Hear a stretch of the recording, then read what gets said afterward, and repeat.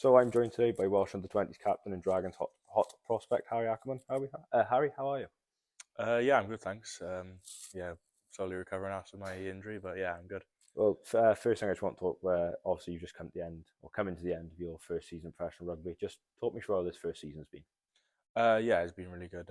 Exciting, making that step up, and hopefully making that further step up then next season. Yeah, so you just spoke about obviously making that step up, and you made your debut this year. Just talk me through that debut. Were you nervous, or did you feel as if you sort of had a freedom to prove yourself? Yeah, definitely a bit of both. Nervous, I wasn't expecting it. One of the boys, I didn't see my name on T-sheet until one of the boys told me, but yeah, it was definitely a bit of nerves, and yeah, I was excited just to get on there. Yeah, what was your family like? Surely they had to be immensely proud, given you've made your professional debut. Yeah, they really was. It was actually my first game back after coming back from my shoulder, so they was as surprised as I was really. But yeah, I think they was really happy for me. Also, this year you've been lucky enough to captain Wales Under 20s.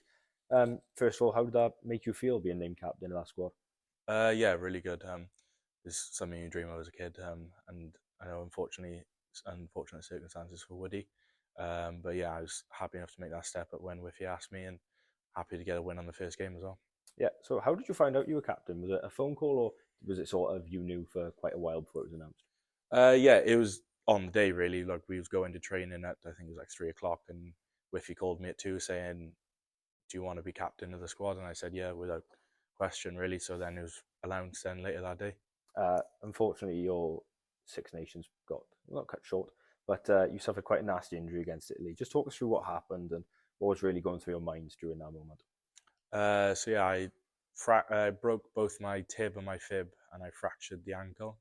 So I've had a plate put in there, a metal rod put down the tib, and a tight rope around the ankle. So it's a big, hefty injury, and I put me out for a little bit. But yeah, I was a bit shocked when I did it. I wasn't sure what I actually did on the pitch, but yeah. I don't know if you would have saw, but it was actually quite met with quite a nice response from social media. A lot of people praising you and saying you had a clear future ahead of you. How did that make you feel during that moment? Did it sort of give you a bit of relief that people did recognise your performances? Yeah, it's always stressful what other people think about you. You try to block it out as much as you can, but you never can fully.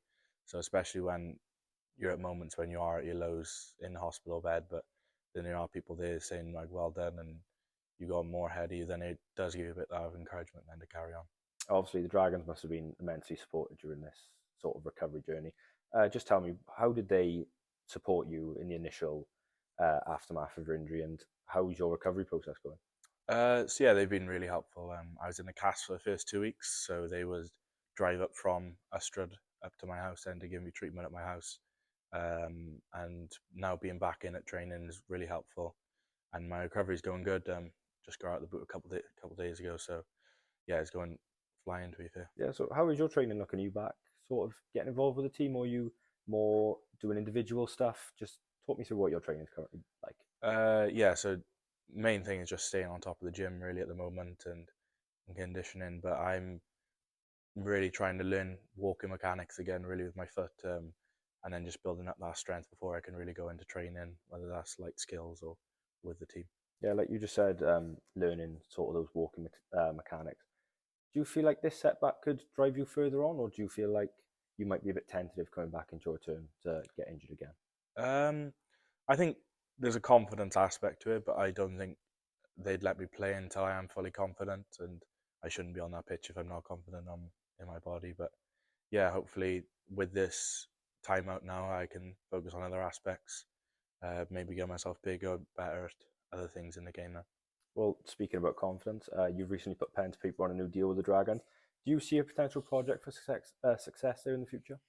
Yeah, definitely. I've always envisioned myself playing for the Dragons for as long as I can, as long as they want me to. But definitely, I have no intention of leaving anytime soon, and I'm lucky that they've seen the same. Yeah, well, you obviously just spoke about it was your dream playing for the Dragons. You've really played through the Dragons pathway Mm. since a young age. You've played through age grades. You've played for Isloin District as well as Carl Gwent. Do you feel like the pathway has enhanced you to get this far? Yeah, definitely. There's a lot of steps along the pathway, and if you're not picked up as early as other boys, then there is still more steps for you. Like, but yeah, definitely, this helped me going through. Um, under 15 through district up to 16s and then 18s and with Dragons. Sort of moving away from the playing side for a second, what did a day in the life of Harri Ackerman look like whilst you were in the Welsh camp? Welsh camp is we normally start, because we're under 20s, we normally start at like 3:30. So it would be just a wake up at normal time, a bit of a lie in, so around like 8:30. Then just go downstairs, make yourself some breakfast, and just chill out and get my bag ready then for the day. And then you got to drive down to the Vale then. And then there's a good couple of meetings. You got your units, your gym, and then another meeting, and then you're out onto the pitch then. So there's not an awful lot of rugby as people might think. Talking more about that sort of Welsh camp, what was the atmosphere like? Obviously, a lot of the boys might have made a breakthrough into first team, such as yourself, such as Morgan Morse. But there's also quite a few boys who were striving in the Welsh Premiership and those sort of levels, and quite a few of you were friends, weren't you? The likes of yourself, Harry Ford, who obviously playing at lower levels together. Did you feel like you had a real togetherness? Yeah, definitely. I think it was a very close-knit group, and there's a good social aspect to the team when we was off the pitch. And yeah, I think that just enhanced on the pitch as well. Definitely off the pitch, is boys just speaking, just a casual chat, and it was good and really brought us together. There's been a lot of talk in the media around concussions and the potential dangers after a player's playing days. Are you worried about a concussion potentially impacting your way of life? I know there is a possibility, but I think that's one thing that everyone knows playing rugby, but we try and minimise our risk. The next little bit I wanted to talk about was obviously the 25 cap rule. There's been a lot of talk in the media. Do you think it could negatively affect Welsh rugby in the future, or are you someone who's in support of it? I'm not too informed on it. I'm not too informed on the contracts. That's a little bit older than me. But definitely looking forward to. That's something I want to aim for, is definitely playing in our Welsh setup. Whether it affects me, I don't know. I have no intention of going over to England. I do want to carry on playing for the Dragons. But yeah, definitely I think it makes people play in Welsh rugby a lot more, and there's a lot more fans then coming to watch the Welsh internationals playing, whether that be at Rodney, Ospreys, Cardiff or Scarlets. There's a lot more Welsh internationals, so people should come and watch. Yeah, so like you just said, obviously that sort of situation is mainly seen for players older than yourself. Do you feel like the younger players coming through in that sort of younger generation deserve to be a bit more involved in the conversation and be a bit better informed? I think, yeah, there is an information that we need to have on it, because hopefully that could be us in a good few years. But yeah, it's definitely a chat we need to have, whether that's with our academy managers or more senior players within the squad.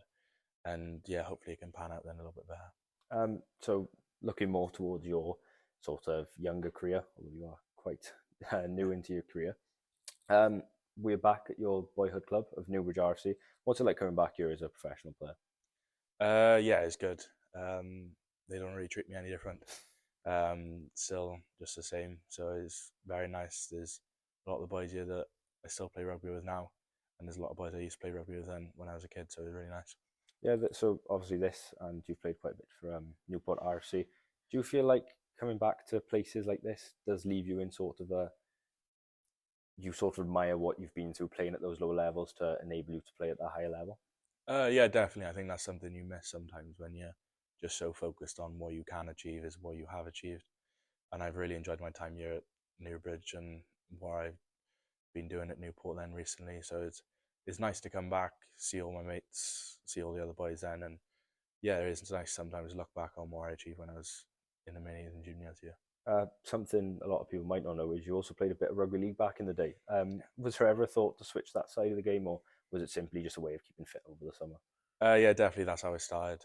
Just over the summer, just try not to put on a bit of weight, so just go in there. But yeah, there's. I'd like to think there could have been a chance, but I didn't want. My mind was always set at Dragon, so yeah, I've always stayed there and never really looked back since. Yeah, perfect. Looking ahead to your sort of career moving forward, and obviously moving into next year, what are your aims personally?